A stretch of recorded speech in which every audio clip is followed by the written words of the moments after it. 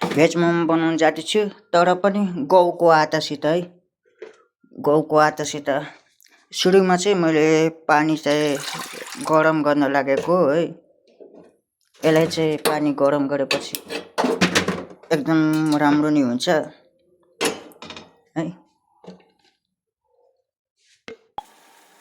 ल हाम्रो पानी गरम भइसकेको छ है। हामी यसमा चाहिँ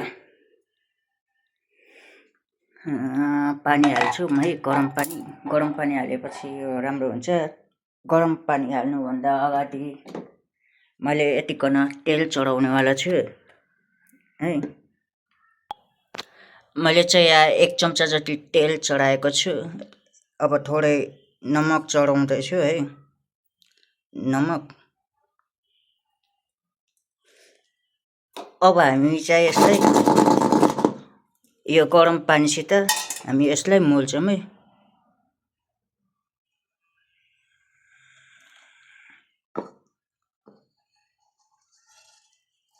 ल यसलाई म मोलेपछि तपाईँलाई भिडियो देखाउँछु। मैले चाहिँ आटा मोलिसकेको छु। अब यसलाई चाहिँ हामी एकछिन छोपेर राख्छौँ है। यसलाई चाहिँ कम्तीमा 1 घन्टा जति हामीहरू प्याक गरेर राख्छौँ।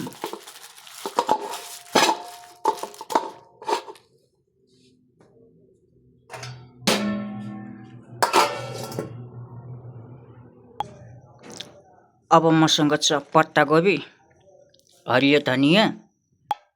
अब म प्याज निकाल्दैछु। यो सबै कटिङ गरौँ है, सब कटिङ गरौँ। मैले चाहिँ भेज मोमोको लागि किमा बनाउन जाँदैछु अहिले है।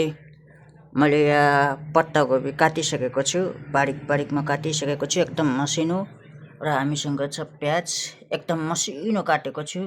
र हामीसँग छ हरियो धनिया एकदम मसिनोसँग काटेको छु। मसँग छ अजिनामोटर है, अजिनामोटर।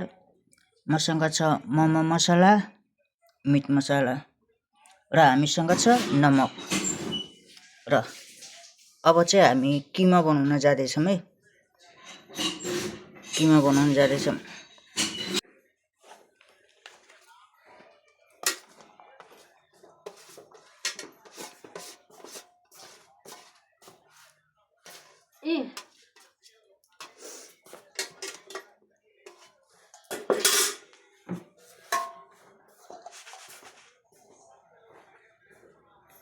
काटेको धनिया है, थोरै अजिनामोटर,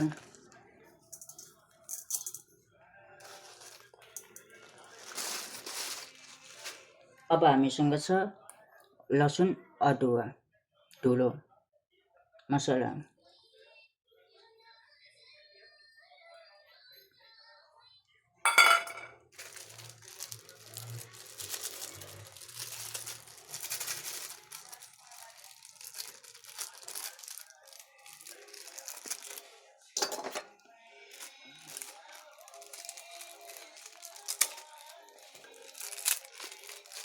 मिट मसला,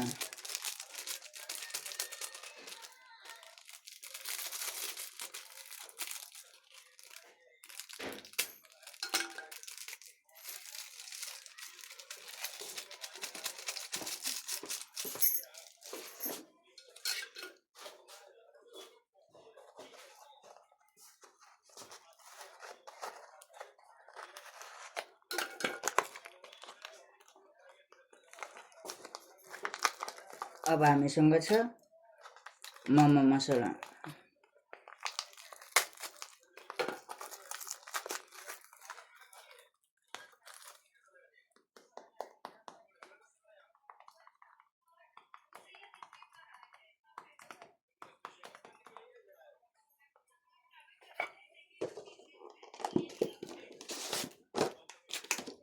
अब हामीसँग छ नमक।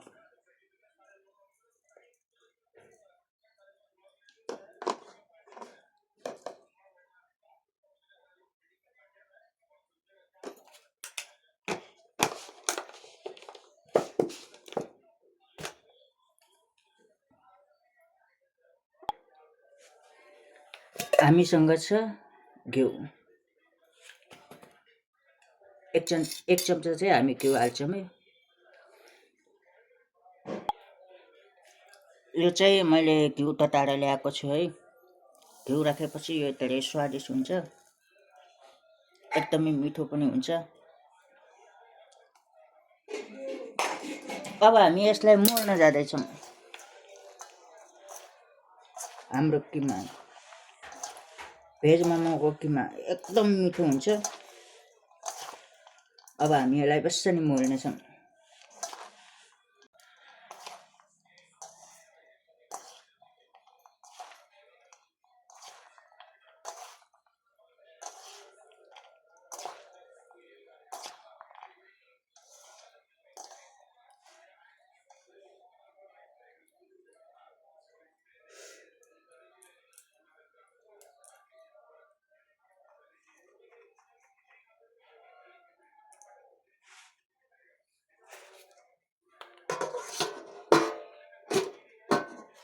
मैले अघि नै प्याक गरेको आटा खोलिसकेको छु है।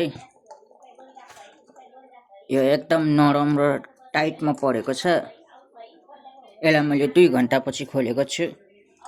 देख्नले पनि धेरै राम्रो भएको छ। अब हामी मोमो किमाहरू हाल्न जाँदैछौँ।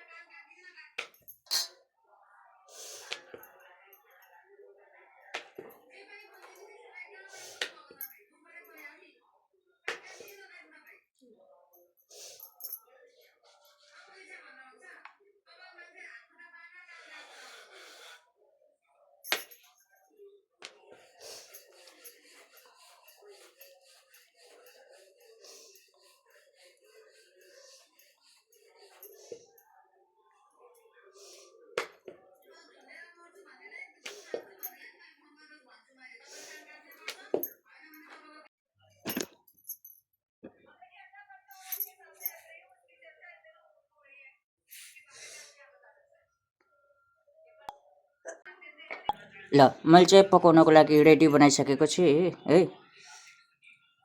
अब म चाहिँ टक्क लागेर हाम्रो पानी गरम भइसकेको छ। टक्क लागेर हालिदिनु पर्यो। ल है, हाम्रो मोमो स्टार्टिङमा छ। एकछिनपछि निकाल्ने छु।